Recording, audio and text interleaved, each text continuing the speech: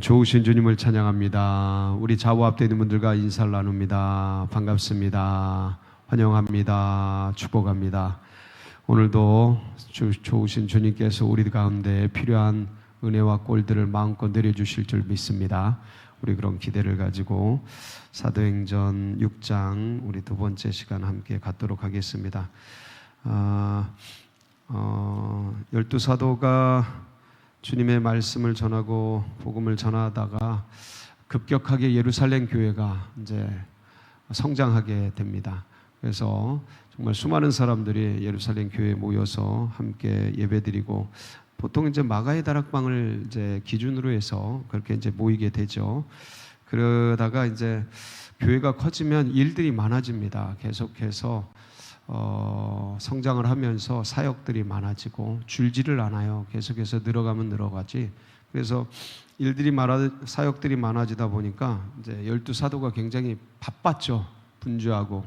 그러다 보니까 이제 실수도 나오게 됩니다.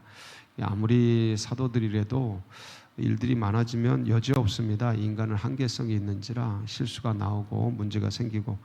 그래서 이제 어떤 구제 사역하는데 히브리파 과부들, 그 다음에 헬라파 과부들이 있는데 그 헬라파 과부들이 매일의 구제에 자꾸 이렇게 빠지게 되는, 그러니까 지원이 안 되게 되는 이제 그런 일들이 발생을 하게 돼서 이제 12사도가 모여서 긴급 회동을 하게 되죠. 회의를 하게 되고, 그래서 우리가 이렇게 여러 가지 다른 사역들 하는 것보다 말씀 전하는 것과 기도하는 것에 전무하는 게 좋겠다, 집중하는 게 좋겠다 하고 이제 사역을 분리시킵니다. 사역을 분리시키면서 조직을 만들게 되죠. 그래서 교회 성장과 조직이 병행하게 됩니다. 그래서 어떤 공동체도 처음엔 자유롭게 모입니다. 그러다가 사람들이 많아지고 인원들이 많아지면 행정적 조직을 갖게 되죠. 그래서 이게 효율적으로 많은 사람들을 통솔하고 인도하고 함께 섬겨가는 데 있어서 도움을 줍니다. 그래서 이 조직과 이 행정, 특별히 사람들의 규모와 이게 잘 맞아야 돼요. 그게 작은데 너무 타이트한 조직을 하게 되면 이게 버거워집니다. 이게 막 움직이는데 답답해요. 성장하는데 오히려 도움을 주지 못하고, 그다음에 너무 규모가 큰데 조직이 좀 너무 완만하면 사고들이 많이 생깁니다. 그래서 너무 자유로우면 그런 문제들이 그 틈 속에서 그런 문제들이 많이 발생을 해요. 근데 참 지혜롭게 이때 사도들이 결정을 하죠. 그래서 누구를 세우냐면 7명의 집사님들을 세웁니다. 그래서 이걸 소위 초대교회 7 집사라고 하죠. 이제 오늘 얘기는 그 7 집사님들 중에서 스데반 집사님에 대한 그런 얘기입니다. 이제 안수 집사님, 집사님 이렇게 여러 가지로 표현할 수 있겠는데, 이 스데반 집사가 초대교회에 어떠한 위치를 점유하고 있는가, 이런 부분들도 살펴보면 말씀이 굉장히 흥미롭습니다.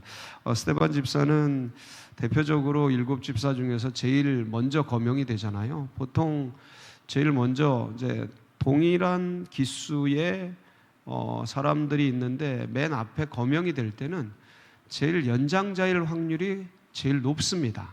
상당히 높아요. 저희 교회도 같은 이렇게 권사님 내지는 집사님 이렇게 있으면 이제 먼저 오신 분, 교회에 먼저 오신 분. 근데 보통은 연세가 드시죠. 그래서 그분들을 이제 앞서서 이렇게 순서적으로 어쩔 수 없이 이게 기록을 해야 되니까 이렇게 순서적으로 가잖아요. 한 번에 할 수가 없잖아요.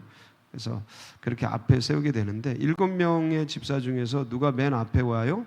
스데반이 이제 제일 앞에 오죠. 그러니까 연세도 있고, 그러니까 7 집사 중에서는. 근데 젊죠. 이때는 신생교회라 목회자들이 전부 젊으니까 그 목회자를 따르는 성도들도 젊었겠죠.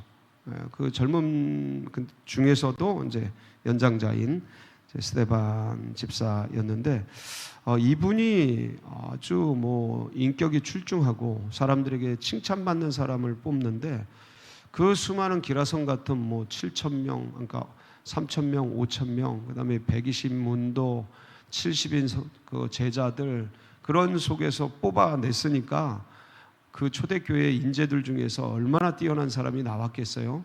그 중에서 사람들에게 칭찬받는 인격자, 그리고 대인관계가 원만한 거죠. 사람들에게 칭찬받고 훌륭하다고 인정받으니까.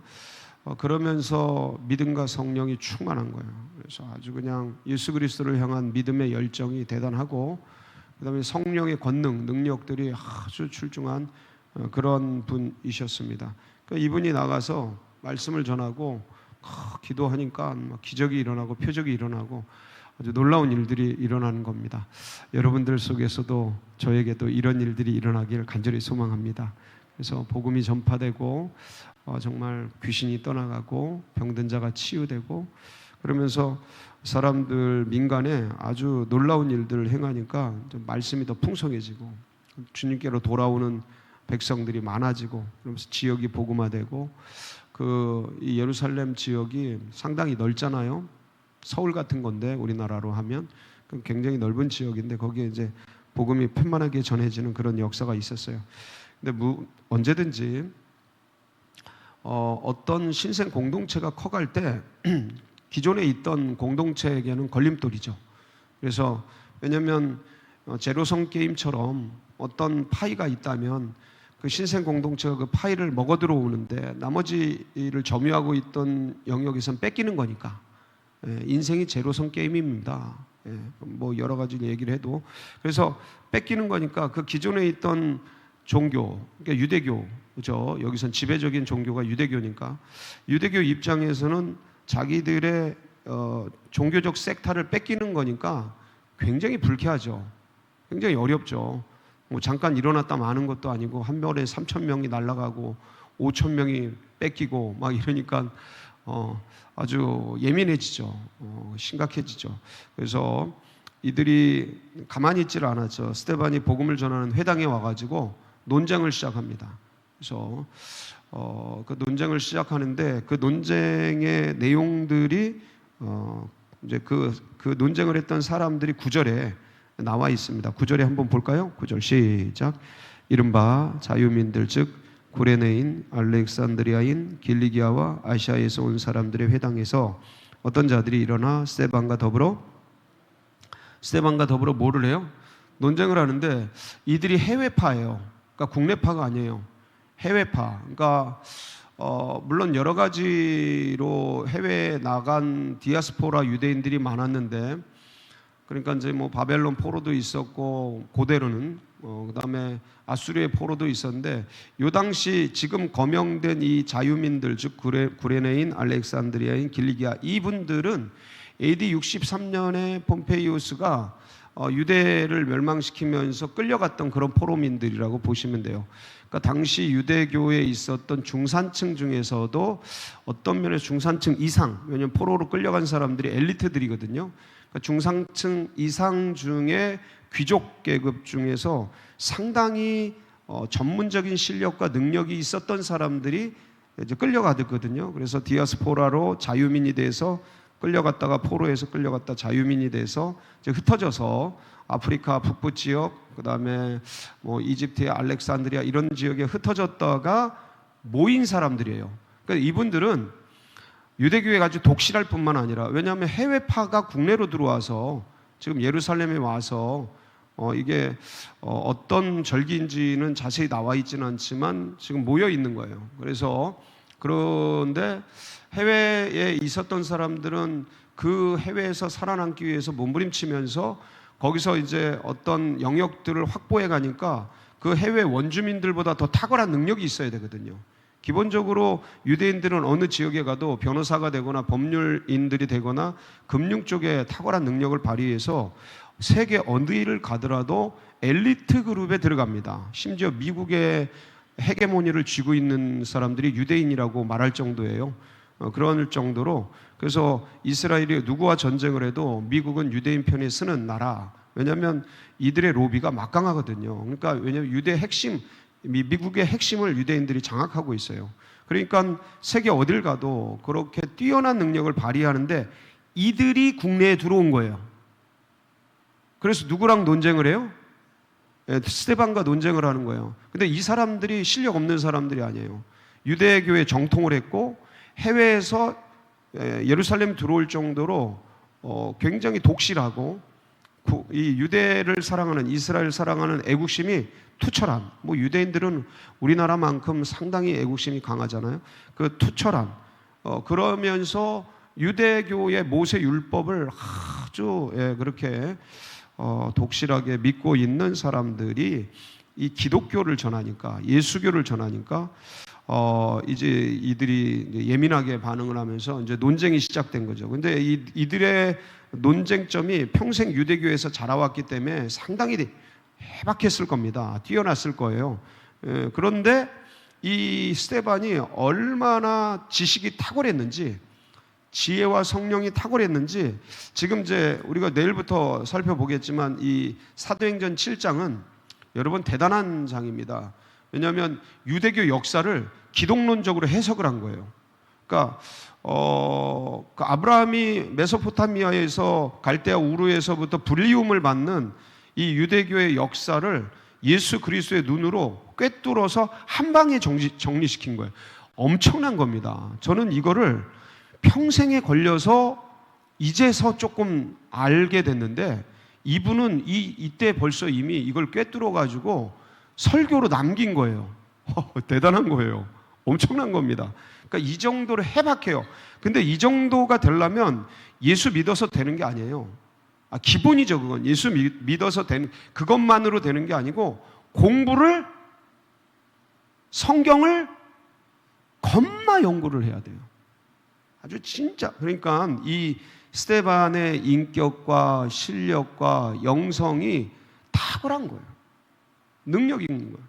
그런데 이 원수마귀 사단은요, 항상 하나님의 사람들에 대해서 안 되면 거짓과 겉모술수를 사용해서 그냥 사람들을 제거하고 없애고 그렇게 합니다. 근데 스데반이 지혜와 성령이 충만하고 지식과 능력이 월등하니까 이들이 자기들의 능력으로 안 되니까 이렇게 모여 있는데, 이게 스데반은 혼자잖아요. 지금 거명된 나라가 지금 몇 나라예요? 한 명씩 왔겠어요? 그분들이? 그러니까 이게 단체로 덤벼드는데도 제압이 안 돼. 오히려 일당백으로 거꾸로 무너뜨리고 있어요. 그러니까 이들이 쓰는 게 뭐예요? 10절 한번 볼까요? 10절 시작. 스데반이 지혜와 성령으로 말함을 그들이 능히. 그러니까 스데반은 뭐와 뭐로 말을 해요? 지혜와 성령. 그러니까 지성과 영성으로 지금 딱 얘기를 하는데, 이들이 안 되니까 11절 시작. 사람들을 매수하여 말하게 하되 이 사람이 모세와 하나님을 모독하는 말을 하는 것을 우리가 들었노라 하게 하고. 사람들을 뭐예요? 여러분, 매수가 뭡니까? 돈 주고 자기들의 목적한 바를 이루기 위해서 사람들을 끌어들이는 거죠. 그게 매수 아닙니까? 그러니까 종교인으로서는 해서는 안 될 사악한 짓을 하는 거죠. 그러니까 이게 유대교가 타락한 게 자기들의 정당한 어떤 것으로 해야 되는데 이렇게 해나가는 것을 볼 때, 예수님 죽일 때도 매수합니다. 그래서 예수님하고 가장 비슷하게 죽어가는 사람이 누구예요? 스데반이에요. 스데반도 예수님의 그 14절 보면 이 스데반을 죽이는 명목 중에 하나가 이거예요. 14절 시작. 그의 말에 이 나사렛 예수가 이곳을 헐고 또 모세가 우리에게 전하여 준 규례를 고치겠다 함을 우리가 들었노라 하거늘. 이거는 거짓말이 아니고요. 이 매수된 사람들이 스데반이 예수님이 이곳을 헐고 모세가 우리에게 전하여 준 이 규례를 고치겠다. 이게 뭐냐면 성전을 헐고 사흘 만에 다시 짓겠다. 예수님이 이 얘기했고, 모세가 전하여 준 규례, 안식일 규례 이런 거, 안식일 논쟁을 예수님이 다 하셨잖아요. 그러니까 이런 걸 고치겠다. 내가 안식일의 주인이다. 그러시면서 말씀을 하셨는데, 그래서 모세의 계명 중에서, 율법 중에서 가장 예민한 안식일 계명, 이게 제일 많아요. 그러니까 이것들에 대한 어떤 새로운 재해석을 주님이 하셨는데, 스데반이 그것을 알고 그런 내용들을 통해서 성전을 헌다라는 게 어떤 의미인지, 이 안식일의 주인이라는 게, 예수님이 안식일의 주인이라는 게 어떤 의미인지를 재해석해서 이제 설명하는 걸 이 사람들이 들은 거죠. 근데 그걸 곡학 아세, 왜곡해가지고 이 스데반이 성전을 헐고 율법을 폐지한다고 얘기했다라고 곡하가세해서 죽일 명분을 이제 만들게 되는 겁니다. 그래서 스데반이 결국은 초대교회 최초의 순교자가 되죠. 그래서 순교자가 되고 죽어 나가게 됩니다. 근데 이 능력 있는 분을 왜 죽였나? 이런 게 굉장히 의문 아닙니까? 여러분, 세례 요한이요, 30살에 죽어요. 세례 요한이 그 젊은 날에 예수님과 친척간입니다. 가까워요. 멀지 않아요. 이렇게 뛰어난 예수님의 친척간이 아니구나. 요한이, 사도 요한이 예수님하고 친척이, 세례 요한이 참 탁월한 사람이에요. 제사장 계열의 귀한 아들이고 그렇게 뛰어난 사람인데 왜 30살에 죽습니까? 여자 그 헤로디아의 어떤 헤롯의 생일 잔치 속에서 여자 춤값에 소녀 춤값에 죽잖아요. 목이 이렇게 쟁반에 담긴 채 젊은 날에 그렇게 죽는데, 그런 걸 보면 굉장히 가슴 아픈 비참한 죽음이라고 할 수 있는데, 사실은 이 세례 요한이 온 목적 중에 하나가 본인을 통해서 누구를 드러내려고 하는 거예요? 예수 그리스도를 근데 본인이 너무 센 거예요. 메시아라고 추앙할 만큼 너무 센 거예요. 그러니까 이게 이 과정 속에서 필연적으로 세례 요한은 자신의 사명을 다 했고, 그리고 마지막 사명이 뭐냐면 본인이 사라지면서 누구를 높이는 거예요? 나는 쇠하여야 하겠고 그는 흥하여야 하겠다라는 자신의 고백대로 그렇게 이제 순교라고 해야 될, 저는 순교라고 볼 수 있는데 그렇게 이제 순교하게 됐죠. 근데 교회가 시작되기 전이었으니까 이제 세례 요한은 그렇게 되는데, 그 의미가 그렇다. 예수 그리스도를 전면에 내세우고 역사 속에서 드러내는데 양탄자 같은 역할 했다, 세례 요한이. 그러면 스데반의 죽음은 어떤 걸까? 여러분, 사도행전 1장 8절에 보면 오직 성령이 너희에게 임하시면 너희가 권능을 받고 예루살렘과 온 유대와 사마리아와 땅끝까지 이르러내, 이게 사도행전의 주제거든요. 그래서 성령이 오순절 마가의 다락방에 임하게 되죠. 2장 1절부터 4절 사도행전, 거기에 성령이 임하게 되고, 그래서 베드로가 설교를 하죠. 그래서 예루살렘에 3,000명, 5,000명 급성장을 합니다. 그러니까 예루살렘과 그 다음에 유대와 사마리아로 복음이 전파해야 돼야 되잖아요. 근데 이제 예루살렘에 머물러 있는 거예요. 딴 지역에 안전하는 거예요, 이 예루살렘 교회가. 그러니까 이게 어떤 그 당시에 제자들의 사고의 한계입니다. 어떤 사람도 그 시대의 한계를 뛰어넘는 것은 없어요. 늘 시대적 한계가 있어요. 저도 그렇고 여러분도 그렇고 앞선 우리 선배들도 그 시대의 한계 속에서 산 겁니다. 그거를 뭐라 그럴 수는 없는데, 이 베드로와 12 제자가 예루살렘 교회 가운데 머물러 있었는데 그때에 주님께서 이 성령이 임해서 예루살렘에서 유대와 사마리아로 복음이 확장되는 데 있어서 누구를 택한 거예요? 스데반을 택한 겁니다. 그래서 여러분, 교회가 성장하고 이렇게 발전하는 데 있어서 누군가의 헌신과 희생과 땀이 없이는 결코 있을 수 없어요. 어떤 공동체도, 하다못해 가정 공동체도 엄마 아빠의 땀과 눈물과 수고가 있지 않고는 가정이 성장하질 못해요. 자녀들이 성장하질 못합니다. 모든 공동체는 그래요. 교회 공동체도 마찬가지예요. 하나님이 도우시지만 인간의 헌신과 수고와 노력과 땀을 통해서 그 희생을 통해서 성장을 하죠. 그래서 이때 택한 그릇이 누구냐면 스데반이에요.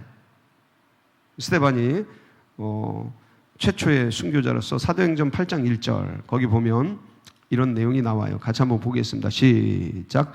사울은 그가 죽임당함을 마땅히 여기더라. 그날에 예루살렘에 있는 교회에 큰 박해가 있어 사도 외에는 다 유대와 사마리아 모든 땅으로 어디로 흩어져요? 유대와 사마리아 땅으로 흩어지는 거예요. 누구 때문에? 사울은 그가 그가 누구예요?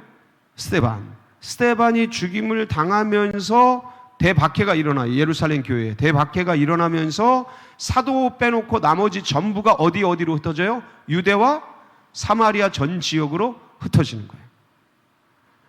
그러니까 교회가 이러면서 급성장을 해요. 유대 전역에 급성장하고 사마리아 땅끝까지 이제 빌립 말씀이 나올 텐데, 사마리아 복음이 전해지는 내용들, 그러면서 전파가 되는 거죠. 근데 그 일들을 위해서 스데반이라는 출중한 인물이 준비되고, 그리고 그의 희생과 헌신을 통해 하나님의 복음이 널리 전파되더라. 어제 아프리카 선교사 리빙스턴에 대한 얘기를 했잖아요. 그의 피와 땀과 눈물과 사자에게 물리는 죽음을 딛고서도 사명자는 죽지 않는다는 그 돌파해 나가는 그 헌신과 수고, 땀, 피, 눈물로 아프리카의 복음이 전파되죠. 예, 어디나 동일해요. 우리 성도님들의 피와 땀과 눈물로 교회가 성장하면서 그 영혼을 구하고자 하는 그 열정, 얼마나 핍박이 많아요. 여러분들 돈도 많이 들어가요. 예, 정말 땀과 눈물, 가만히 있으면 복음이 안 전해지잖아요. 그 전도자들의 헌신과 수고를 통해 그 파고들고 그 싫어하는데 그들을 주님께로 돌이키기 위해서, 그들은 모르잖아요. 지금 어둠에 있는지. 그냥 어둠에 있는데 빛으로 가자고 해도 그 빛을 싫어하고 핍박하는 그걸 뚫고 들어가서 돈을 쓰고 애를 쓰고 힘을 쓰고, 이게 전부 수고와 땀이거든요. 그러다가 죽기도 하고, 그러다가 물리기도 하고, 그러다가 소금 뿌림을 당하기도 하고, 무시당하고 별거 하는데, 그걸 통해 확장되는 거예요. 그 스데반의 죽음을 통해 확장되고, 땅끝까지 복음이 전파될 때 택한 그릇은 누구예요? 사도 바울이죠.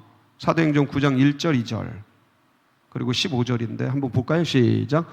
사울이 주의 제자들에 대하여 여전히 위협과 살기가 등등하여 대제사장에게 가서 다메섹 여러 회당에 가져갈 공문을 청하니, 이는 만일 그 도를 따르는 사람을 만나면 남녀를 막론하고 결박하여 예루살렘으로 잡아오려 함이라. 이렇게 했는데 15절 시작. 주께서 이르시되 가라, 이 사람은 내 이름을 이방인과 임금들과 이스라엘 자손들에게 전하기 위하여 택한 나의, 이거 누가 말한 거예요? 하나님이 말한 거예요. 누구를? 사도 바울을 이방인과 임금들과 이스라엘 사람들에게 전하기 위해서 택한 나의 그릇이다. 그래, 전 세계에 복음을 전하는 그릇으로 사도 바울을 택하죠. 그 주님께서 누구를 부르실까요? 여러분을 부르십니다. 오늘도 여러분 우리 가정에서 또 직장에서 사업장에서 주님의 이 사명을 온전히 이루어드리는 복된 날이 되시길 축복합니다. 같이 기도하시겠습니다. 예, 우리 집사님이 이런 위대한 헌신을 통해서 하나님의 복음이 편만하게 전파가 됐는데, 우리들도 이 사명을 잘 감당하는 복된 날이 되기를 소망하면서 우리 연약한 한우들, 또 고난받는 분들, 연로하신 분들 위해서 중보기도 해주시고, 그리고 이제 연말 당회가 다음 주 한 주 남았습니다. 그리고 사무총회가 성총회가 되도록 여러 교회 행사 마무리가 잘 되도록, 그리고 둔촌동 시대가 활짝 열리도록 정말 주님께서 역사해 주시도록, 여러분 각자의 기도 제목 붙들고 우리 주여 부르짖고 기도하며 나갑니다. 부르짖습니다. 주여